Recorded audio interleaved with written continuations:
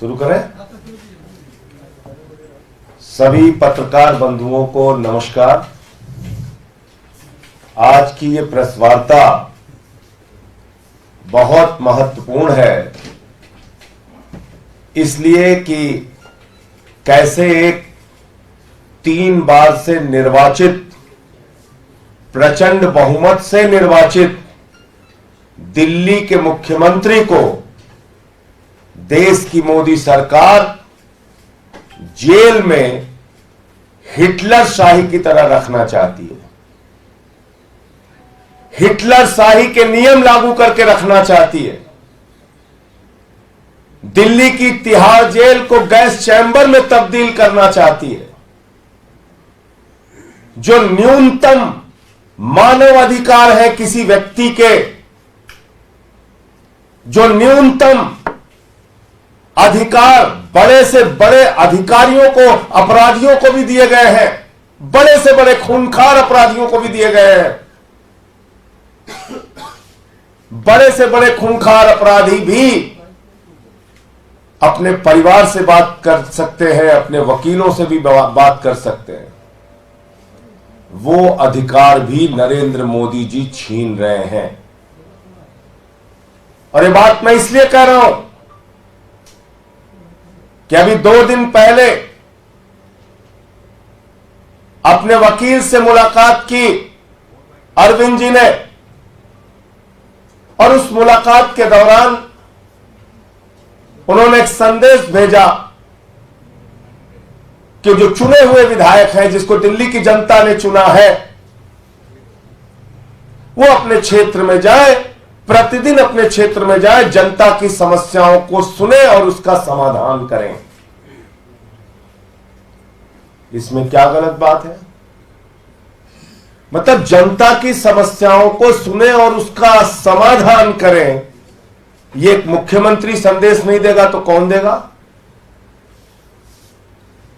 और इस संदेश मात्र के ऊपर उनके खिलाफ इंक्वायरी बिठा दी गई है। इसकी जांच कराई जा रही है और यह धमकी दी जा रही है कि आपकी पारिवारिक मुलाकात, यानी आपकी जो अपने परिवार से मुलाकात होती है, वो भी बंद हो जाएगी। अपने वकील से जो आपकी मुलाकात होती है, वो भी बंद हो जाएगी। कितनी खतरनाक बात है, जरा सोचिएगा।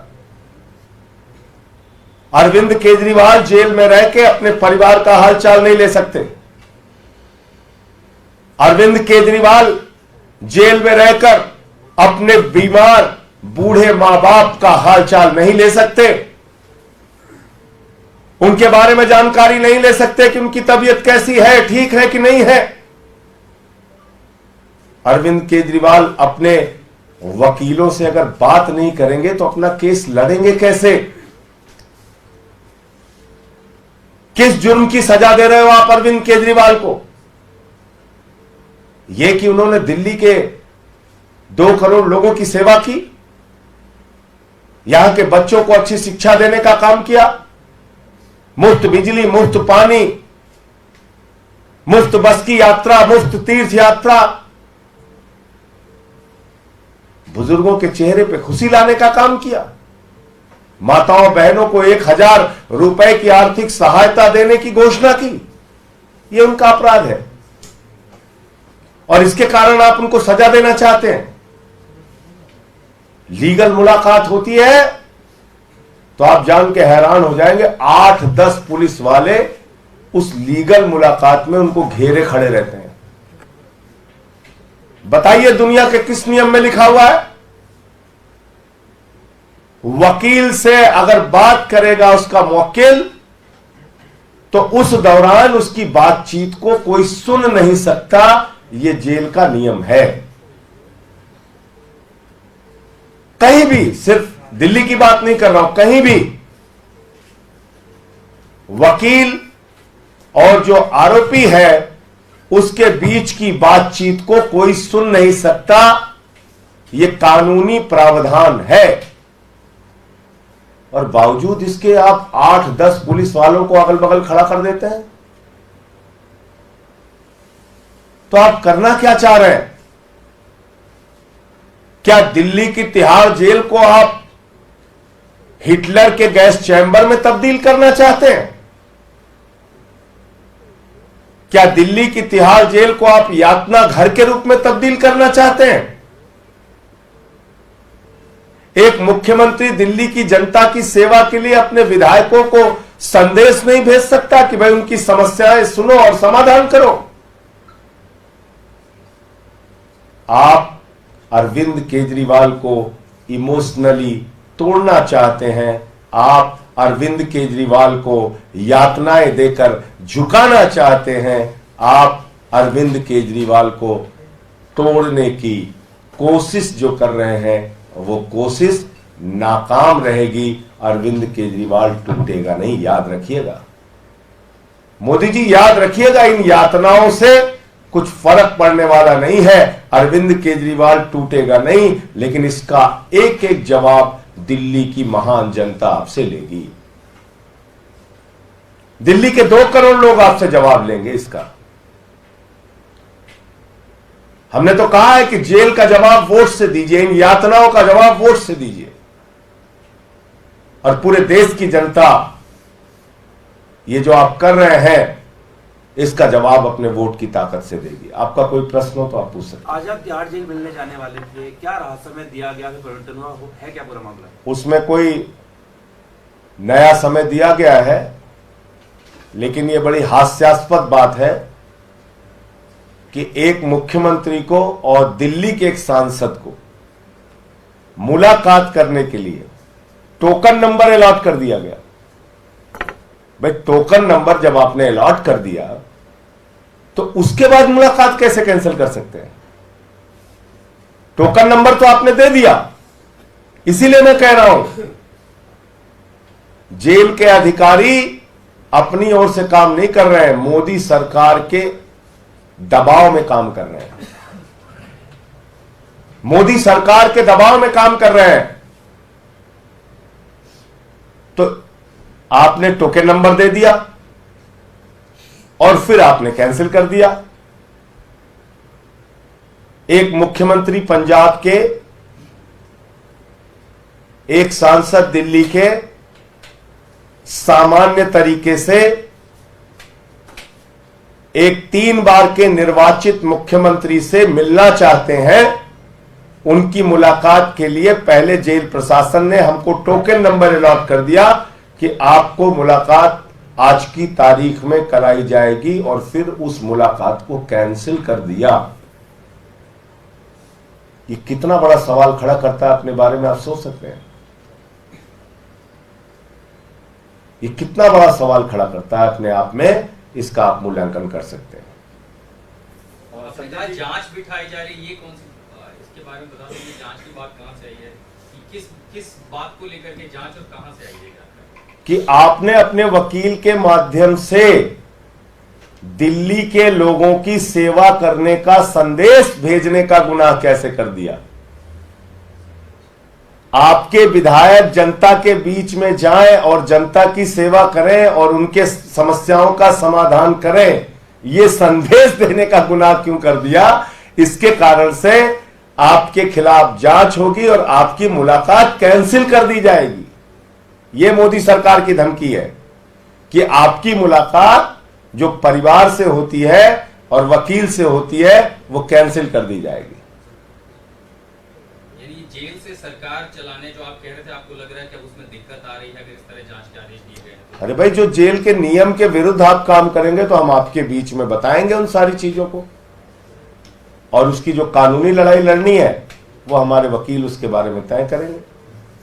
बीजेपी प्रोटेस्ट कर रही है सीएम की स्थिति। बीजेपी का ये कहना है कि जब कल हाईकोर्ट ने सारी दलीलें आपकी जो कोर्ट में देते हैं, बाहर देते हैं, जब खारिज कर दी, तो अब तो नैतिकता के आधार पर आपको इस्तीफा दे देना चाहिए अरविंद केजरीवाल को। किसको? मणिपुर वाले मुख्यमंत्री को कि अजय मिश्रा को कि पहलवान बेटियों को जो न्याय नहीं दिया उसको? किसको इस्तीफा देना चाहिए? कि 70,000 करोड़ के सिंचाई घोटाले का जिस पे आरोप लगाया उस अजीत पवार को, छगन भुजबल को, हसन मुशर्रफ को? किसको इस्तीफा देना चाहिए? लीडर ऑफ अपोजिशन शुभेंदु अधिकारी को कि हेमंत विश्व शर्मा को, जिसके ऊपर शारदा स्कैम और वाटर घोटाले का आरोप लगाया? जमीन घोटाले में जो नारायण राणे शामिल है उसको इस्तीफा देना चाहिए। नैतिकता आप केजरीवाल को सिखा रहे हैं। भाजपाई, एक नंबर के बेईमान, हिंदुस्तान की सबसे भ्रष्ट पार्टी, लाखों करोड़ का चंदा और हेर फेर करने वाली पार्टी, जिन्होंने 15 लाख करोड़ रुपए पूंजीपतियों का माफ किया, जिन्होंने नोटबंदी का घोटाला किया, जिन्होंने बैंक के सेटलमेंट के नाम पे 3,53,000 करोड़ रुपए चंद पूंजीपतियों का माफ कर दिया, जिन्होंने अपने एक दोस्त के लिए, अडानी के लिए हिंदुस्तान की सारी संपत्तियां नीलाम कर दी। बिजली हो, पानी हो, सेल हो, कोल हो, रेलवे हो, एयरपोर्ट हो, पोर्ट हो, सब उसी एक व्यक्ति को दे दिया। वो हमें नैतिकता सिखा रहे हैं। हिंदुस्तान के 82 करोड़ लोग 5 किलो राशन पे जिंदा हैं, और उनका दोस्त प्रधानमंत्री नरेंद्र मोदी का पूरे देश की संपत्ति लूटेगा और 2.5 लाख करोड़ रुपए का कर्जा लेके घूमेगा। हमको नैतिकता सीखनी है भाजपाइयों से, बंगारू लक्ष्मण की पार्टी से। यह सिखाएंगे नैतिकता उस अरविंद केजरीवाल को जिसने IRS की नौकरी को लात मार दिया। उस अरविंद केजरीवाल को यह नैतिकता सिखाएंगे जिन्होंने 49 दिन की मुख्यमंत्री की कुर्सी को लात मार दिया।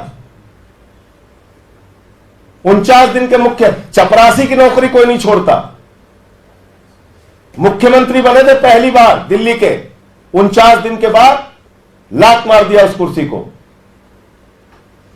आज सवाल नैतिकता का नहीं है, याद रखिएगा, बार बार मैं इस बात को कह रहा हूं, याद रखिएगा इस बात को। नैतिकता का सवाल ही नहीं है। नैतिकता का सवाल होता तो सबसे पहले कारगिल के फौजी की पत्नी, जहां पे निवस्त करके घुमाई गई, मणिपुर में दंगे हो रहे हैं 1 साल से, वहां पे इस्तीफा होता। नैतिकता का सवाल होता तो अजय मिश्रा टेनी का लड़का जो 4 किसानों को कुचल के मार देता है, उसका इस्तीफा होता। पहलवान बेटियों को न्याय मिलता। नैतिकता का सवाल होता तो, नैतिकता का सवाल होता तो चुन चुन के भ्रष्टाचारियों को अपनी पार्टी में शामिल करके मंत्री पद पर नहीं बिठा रहे होते मोदी जी। नैतिकता सिखा रहे हैं। आदर्श घोटालेबाज को आप जो है राज्यसभा में भेज के हमको नैतिकता सिखा रहे हैं भाजपा वाले। ये सवाल नैतिकता का नहीं है, मैं फिर कह रहा हूं, ये सवाल भारत के लोकतंत्र को बचाने का है। आज केजरीवाल इस्तीफा दे देंगे, आम आदमी पार्टी को खत्म कर दिया जाएगा, खत्म। सारे विधायकों को तोड़ा जाएगा, जेल में डाला जाएगा, हमारे मंत्रियों को जेल में डाला जाएगा, पंजाब के मंत्रियों को, विधायकों को जेल में डाला जाएगा, पंजाब के मुख्यमंत्री को जेल में डाला जाएगा, उनसे इस्तीफा मांगा जाएगा, स्टालिन को जेल में डालेंगे, विजयन को डालेंगे, सिद्धारमैया को डालेंगे, रेवंत रेड्डी को डालेंगे, ममता बनर्जी को डालेंगे, पूरे देश के विपक्षी पार्टियों को खत्म करेंगे, अखिलेश यादव को जेल में डालेंगे, तेजस्वी को जेल में डालेंगे। तुम्हारी चप्पल उठाने के लिए बने हम लोग? देश में दादागिरी करोगे? नैतिकता सिखा रहे हो हमें।